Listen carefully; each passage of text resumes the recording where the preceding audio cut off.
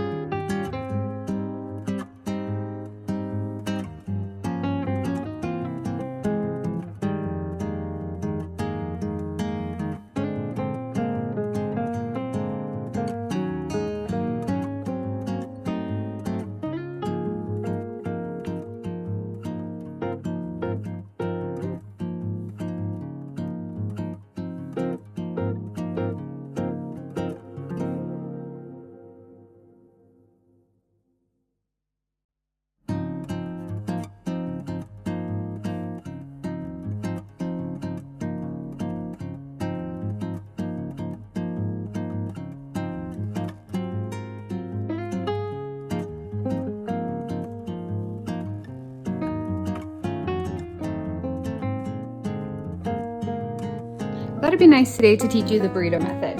That gives you a clean finish on the inside and the outside. And what we're going to do is we're going to take this arm. I have a sleeve added, but you could just have a tank top. And this has been fully lined. What I'm going to do is I'm going to open this up. And when I open it up, so now we've just got this is my outer side. I'm gonna take this other arm that we've already finished and I'm gonna place it at the shoulder seam and I'm gonna kind of tuck it in. This is what's the burrito. Then I'm gonna take my lining piece and I'm going to fold it over our little shoulder. So I've essentially taken this shoulder and flipped it wrong side out. Now I'm going to pin the sleeves together. And now I'm just basically pinning all of these side seams down. If you're using like a tank top method, it'd be very similar. You would just do the arm's eye. You would not do the side seam. My arm's eye and side seam are basically all in one with this pinafore pattern, so I do that. Then I take it over to the sewing machine and I just stitch it in place. Make sure that you do not catch the other shoulder seam or you will be doing a little bit of unpicking. Now here is where the magic happens. I luckily have like a little strap, so this is a little bit easier for me, but you want to reach through this armhole. And voila, now you have a perfect shoulder seam that is beautiful on the inside and out.